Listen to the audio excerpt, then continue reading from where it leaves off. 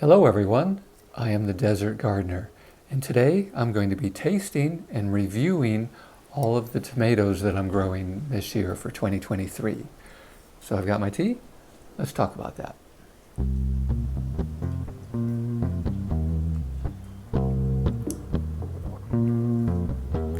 Now I haven't done a tasting video like this before, but last year I did mention that my favorite tomato that I had ever grown was the Solar Flare. It's a pretty large tomato and it had golden red stripes. Very sweet, very tasty. It didn't produce a whole lot, but it was definitely the best tasting tomato I had ever tasted. Now I didn't grow any this year. I grew 7 different varieties. I will definitely grow the Solar Flare again one day though. But let's get to these 7. Now, all 7 are indeterminates except for the Ace 55, which we'll talk about later. Let's start out with the smallest one. This is a yellow pear. This is a yellow cherry. Now, the biggest issue I've had with this one so far has mostly just been the size.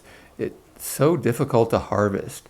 I feel like I'm out in the garden for 10 minutes, snip, snip, snip, snip, snipping all these different little tiny tomatoes.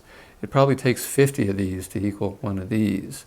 However, I could probably never eat one of these in a single sitting, unless I'm making salsa or something like that. So, little good, little bad. But let's find out the most important thing. How does it taste? Now it's very juicy, despite how small it is. It's very sweet. Somebody told me that it tasted a little like tomato soup. And I think the reason why is because a lot of commercial soups have a lot of sugar. It's very sweet, very tasty, but very small.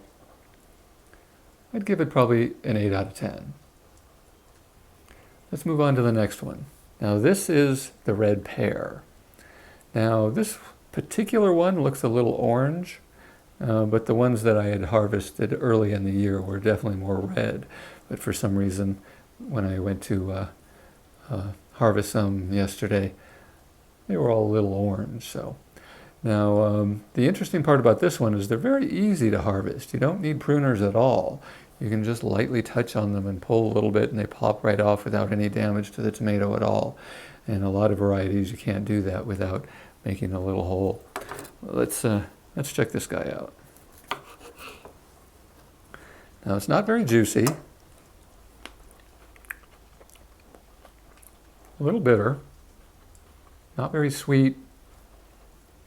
As tastes go, not a huge fan. I think I'd probably put it at a 4 out of 10. It would probably be good for dishes where you don't want the tomato to be overwhelming. You know, like in a salad or something, it might be perfect. But not a huge fan. Now this one here is a cherry tomato called a Tommy Toe. Now they're very prolific. I've gotten quite a few of these so far. I should also mention that they're supposed to be heat tolerant and immune to a lot of diseases that are common to tomatoes.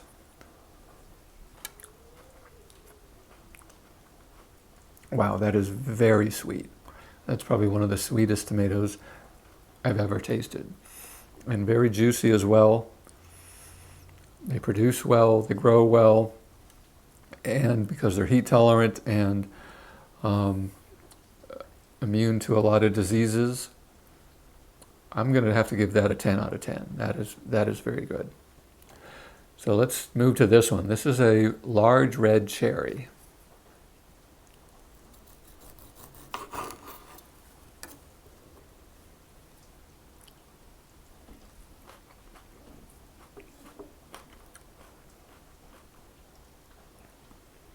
Very good, not quite as sweet as the Tommy Toe, very juicy, and also very prolific. I have 4 plants of these, and I've gotten close to 200 of these. And as you can see, for cherry tomatoes, they're pretty large. So I've gotten quite a few. I really like that. I'm going to give that a 9 out of 10. It would probably be a 10 out of 10 if it was just a little sweeter and had a little less susceptibility to different diseases and stuff. But remember, cherry tomatoes are virtually immune to all forms of blossom end rot. So definitely something I would recommend. Now this is an Ace 55. It's probably the closest thing to an heirloom that I'm growing this year. It's my only determinant, and it's supposed to be very low acidic tomato.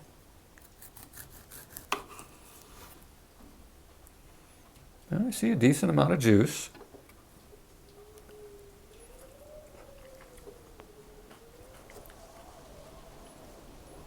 Very good tomatoey flavor. Not very sweet at all though, but still pretty good. I like it. It's another one I think I'll give an 8 out of 10. Let's jump to the big guy. Now this is 6.5 ounces. I weighed it earlier today. And it's not actually red, it's just a really dark pink. Now this is a Royal Hillbilly. Now I've never grown this before, and I'm not even sure if I've tasted it yet this year. So let's check it out. Does seem to be pretty juicy.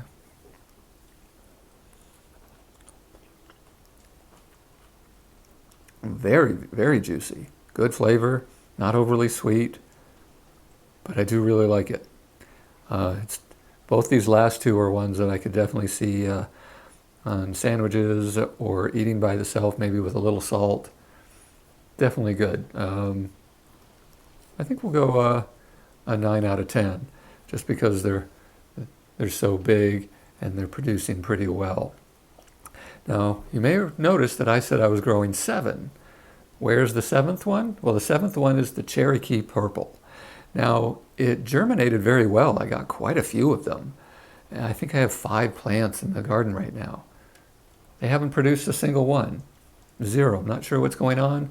Don't know if it's having a problem with the heat or what the issue is, but they've produced nothing. So 0 out of 10 for the Cherokee Purple. So I definitely think the Tomato is my favorite this year. I would definitely recommend that. But I think the only one I would not grow again is the Red Pear. Well, I hope you got something out of this. I do plan on reviewing all of my peppers that I'm growing for 2023 as well. So if you'd like to see that, like and subscribe, and I'll see you in the next one.